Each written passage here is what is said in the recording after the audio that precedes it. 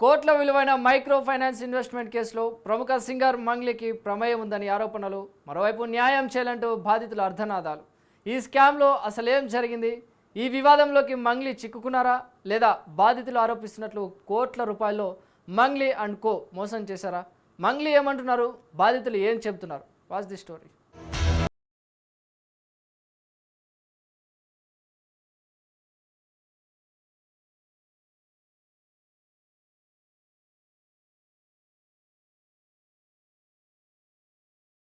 Finance బాధితుల్లో అత్యధికంగా గిరిజనులే. మోసం చేసిన వాళ్ళు కూడా అదే గిరిజనులు కావడం గమనార్హం.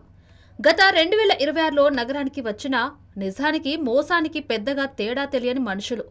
అయితే నగరానికి దూరంగా ఉంటున్న వారే ప్రధాన టార్గెట్. ఈ చిన్న ఆశే మైక్రో ఫైనాన్స్కు బీజం ఏర్పడింది. తరతరాలు తిన్నా తరగని ఆస్తి సంపాదించుకోవాలనే అత్యాశతో జనాన్ని పెట్టుబడులు పెట్టేందుకు ఆకర్షించారు. నల్గొండ జిల్లాలోని పలుగు, లింగాల, గుట్టల, కొత్త తండాలు ఇలా చెప్పుకుంటూ పోతే 50 తండాల వరకు ఉంటాయి. ఒక్కొక్క తండాలో 100 మంది నుంచి 150 మందికి పైగా మైక్రో ఫైనాన్స్లో పెట్టుబడులు పెట్టారు. కలుగు తండాకు చెందిన రమావత్ మధు, బాలాజీ నాయక్లు మైక్రో ఫైనాన్స్తో ఒక్కో కుటుంబం నుంచి ఏకంగా 17 లక్షల నుంచి 10 కోట్ల వరకు దండుకున్నారనే ఆరోపణ.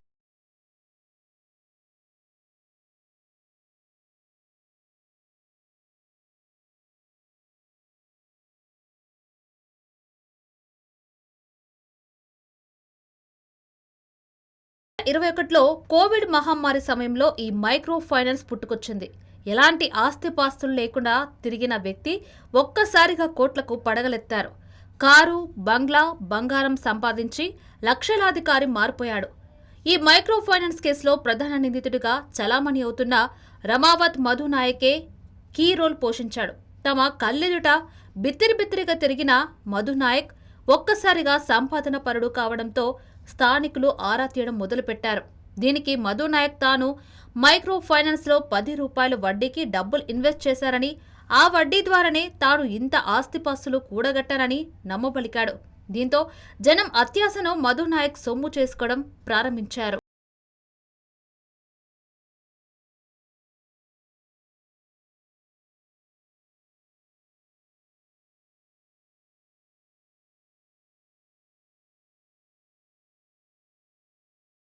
మధు నాయక్ ఇక్కడి నుంచి తన వర్గానికి చెందిన వారిని మైక్రో ఫైనాన్స్లోకి లాగాడు.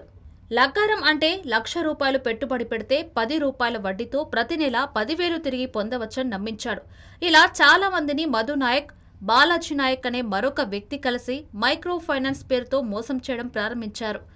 ఈ ఇద్దరి మాటలు విని గిరిజనులు అనేక మంది 5 లక్షల నుంచి 10 లక్షల రూపాయల వరకు ఇన్వెస్ట్ చేశారు. మొదట్లో వ్యాపారం 3 పువ్వులు 6 కాయలుగా నిలవడంతో తమకు సంబంధించిన బంధుమిత్రులకు ఇన్వెస్ట్ చేయాలని జనం షేర్ చేశారు.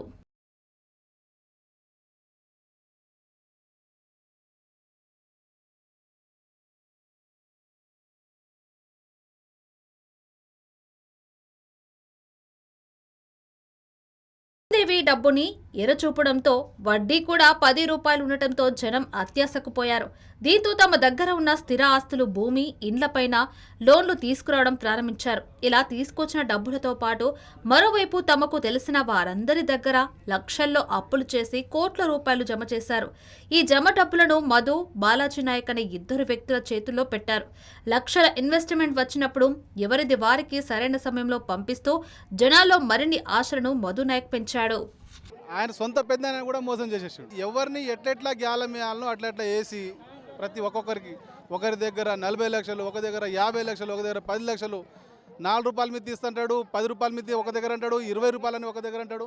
ఇక్కడ ఉన్న తండాలు ఇప్పుడు వద్దిబట్ల, మాలాపూర్, ఇక్కడ పుట్టంగండి, ఇక్కడ చూడితే పెండిపాగుల, ఇక్కడ దేవరకొండ కాన్స్టెన్సీ, నాగార్జున సాగర్ కాన్స్టెన్సీలో ఉన్న మ్యాక్సిమం ప్రతి తండాలో ప్రతి ఒక్క ఇల్లు బాధ్యత ఉంది. ఇక్కడ బాధ్యులు ప్రతి ఒక్క ఇల్లు ఉంటుంది ఇక్కడ. ఎందుకంటే ఇక్కడ ఇప్పుడు నాకు ఇచ్చిరనుకో, నేను 10 మంది అంటే నా సొంత బంధువులను అట్లా బంధువులను కలుపుకుంటా పోతే ప్రతి ఒక్క ఇల్లు మధుకు, బాలాజీకి బాధ్యులే ఉన్నారు. ఇక్కడ ఎంత ఘోరం అంటే ఇక్కడ ఈ ఊర్లో మనిషి చనిపోతే, బాధ్యుడు చనిపోతే ఈ ఇల్లును మొత్తం తగలబెట్టిరు.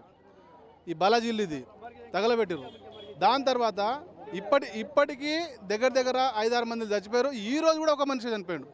ఈరోజు నాగార్జున సాగర్ కాన్స్టిట్యూన్సీ ఇప్పుడు నాగార్జున సాగర్ పిఎస్ ముందు ఈరోజు ఒక బాధిత శవం ఉంది. అక్కడ పెద్ద ఎత్తున ధర్నా ఉంది.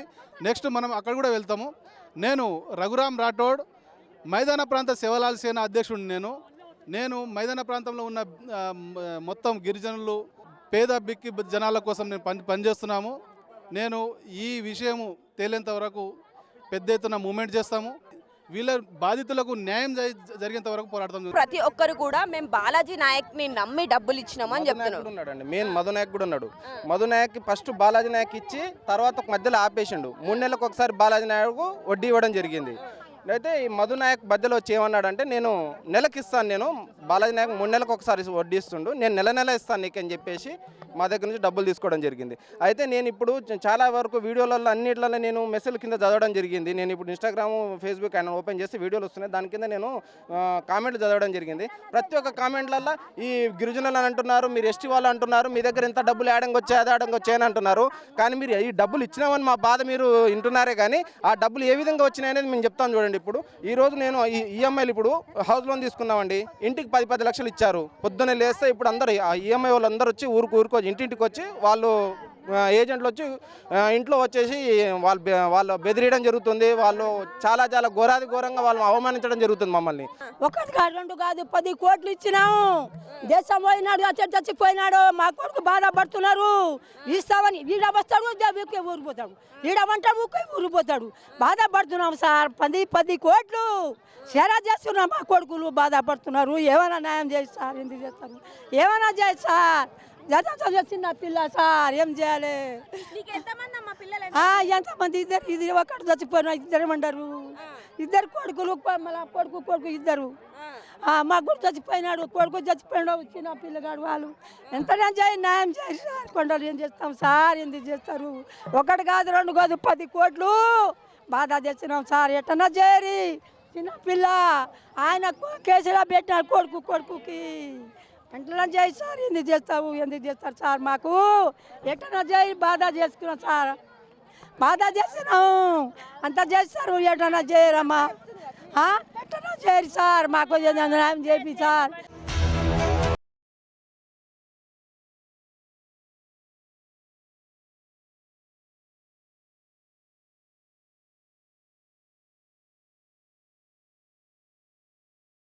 మైక్రో ఫైనాన్స్ పేరుతో జనాల్లో భారీ ఆశలు కల్పించిన మధు, బాలాజీ నాయక్ మరింత అత్యాశకు పోయారు.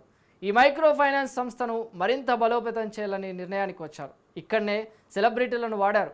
ఇంకేముంది, జనం డబ్బులకు ఆశపడి మనవాడే కదా, ఇప్పటికే ఇన్వెస్ట్ చేసిన డబ్బులు 10 రెట్లు ఎక్కువగా తమకు దక్కడంతో మరిన్ని పెట్టుబడులు పెట్టారు. మరోవైపు సెలబ్రిటీ సింగర్ మంగ్లీ, రమావత్ మధు, బాలాజీ నాయక్లతో కనిపించడం మరిన్ని ఆశలను పెట్టుబడిదారుల్లో రేకెత్తించాయి.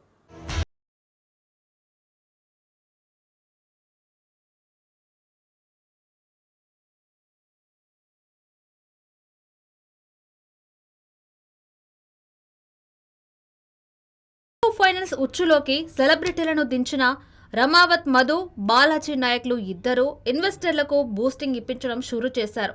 మంగ్లీ కూడా అదే తండాలో ఇల్లు కట్టుకోవడంతో పాటు తన సోదరుని ఈ ప్రాంతానికి ఇచ్చి పెళ్లి చేస్తానని చెప్పించడం ప్రారంభించారు.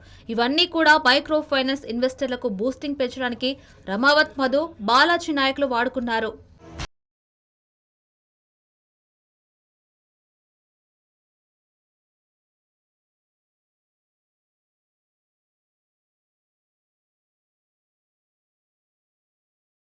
ఇక ఇదే అదునుగా తీసుకున్న ఈ ఫైనాన్స్ మాస్టర్లు మంగ్లీ తమతో ఈ కంపెనీలో భాగంగా ఉన్నారని చెప్పడం ప్రారంభించారు. మంగ్లీ సోదరుడు శివ కూడా కొంతమంది తండావాసులతో మాట్లాడుతూ తాము మైక్రో ఫైనాన్స్ కంపెనీలో ఇన్వెస్ట్ చేశామని, స్థానికులతో మాట్లాడారని టాక్. స్థానికంగా నివాసం కూడా ఏర్పాటు చేసుకుంటామని, ఇంటి కన్స్ట్రక్షన్ కూడా మొదలుపెట్టారు. దీంతో సెలబ్రిటీలను నమ్మిన స్థానికులు, చుట్టుపక్కల తండాల జనం అత్యాశకు పోయి అప్పులు, లోన్ల ద్వారా తీసుకొచ్చిన డబ్బులను రమావత్, మధు, బాలాజీ నాయకుల చేతిలో పెట్టి మోసపోయారు. మేము ఒక్కదాన్ని ఎట్లా ఇవ్వకుండా ఎట్లా అందరు ఇస్తున్నారు. అందరు ఉంగరాలు పెట్టుకున్నారు, కడియాలు పెట్టుకున్నారు, గొలుసులు పెట్టుకున్నారు. మీరు కూడా 2 కొడుకులు మాయ అది వాళ్ళు కూడా ఎగ్జామే చేస్తారు కానీ ఇంకా మీకు కూడా అక్క దగ్గర బావ దగ్గర చెల్లెల దగ్గర మా తమ్ముని దగ్గర అందరి దగ్గర మీకు కూడా చేసుకోరారా అని వాళ్ళు తీసుకొచ్చినారు. తీసుకొచ్చి మద్దుకు ఇచ్చినాం. ఫస్ట్లో ఏమన్నాడు, వస్తుంది పెద్దమ్మా వస్తుంది, మిత్తి వస్తుంది కదా, 15 రూపాయలు లక్షకు 10 రూపాయలు వడ్డీ ఇస్తాం పెద్దామని ఇంటికాడ వచ్చి తీసుకుపోయాడు. ఇప్పుడేమో జైల్లో కూర్చున్నాడు. ఆ చుట్టాలేం మాకు కూర్చున్నాడు. మేము సాగదే ఉంది ఇక మందు తాగి. అది ఇచ్చిన ఒక 30 లక్షల దాకా ఆ మధుకు నా కొడుకు 50 లక్షలు ఇచ్చినాడు. ఇప్పటిదాకా ఒక 2 నెలలకు ఇచ్చినావు మేడం వడ్డీ. ఆ 2 నెలల వడ్డీ ఎటు పోయిందో, ఏ వడ్డీ పోయిందో. రోజు గుంజలు సొమ్ములు అమ్మినాం, ఇంటూ లోన్ ఎత్తినాం మేడం.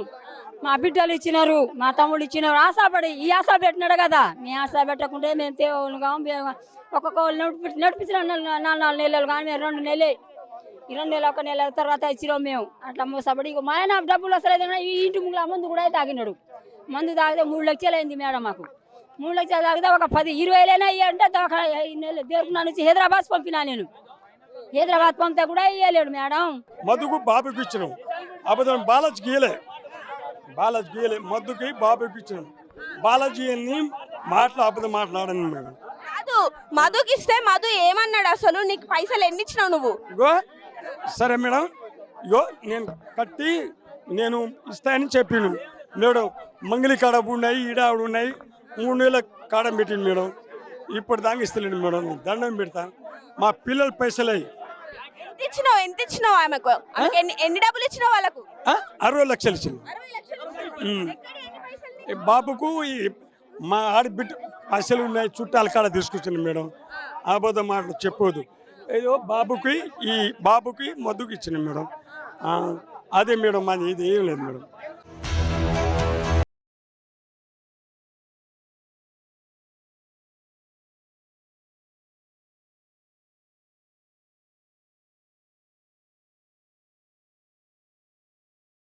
మంగ్లీ చెల్లెలని తాను పెళ్లి చేసుకుంటానని, తమకు ఎంగేజ్మెంట్ కూడా ఫిక్స్ అయిందని మధు నాయక్ చెప్పడం ప్రారంభించారు. మంగ్లీ సైతం ఇదే విషయాన్ని స్థానికుల్లో కొందరితో ప్రస్తావించారని టాక్. ఇక మరోవైపు అర్ధరాత్రి సమయంలో మంగ్లీ సోదరుడు శివ, మంగ్లీ కుటుంబ సభ్యులు మధు ఇంటికి రావడంతో తండావాసులో మరింత నమ్మకాన్ని పెంచాయి. మంగ్లీ చెల్లెలతో వివాహమైతే నేమ్, ఫేమ్ 2 లభిస్తాయని, ఇన్వెస్టర్లకు ఎలాంటి డోకా ఉండదని మధు నమ్మబలికాడు. మధు నాయక్ మాటలను నమ్మిన గిరిజనులు భారీగా పెట్టుబడులు పెట్టి చివరికి రోడ్డున పడ్డారు. ఇన్వెస్టర్ల నుంచి తీసుకున్న డబ్బులన్నింటినీ వేరే కంపెనీల్లో పెట్టుబడులు పెట్టామని, అందులో తీవ్రంగా నష్టపోయామని చేతులెత్తేశారు మైక్రో ఫైనాన్స్ యాజమాన్యం.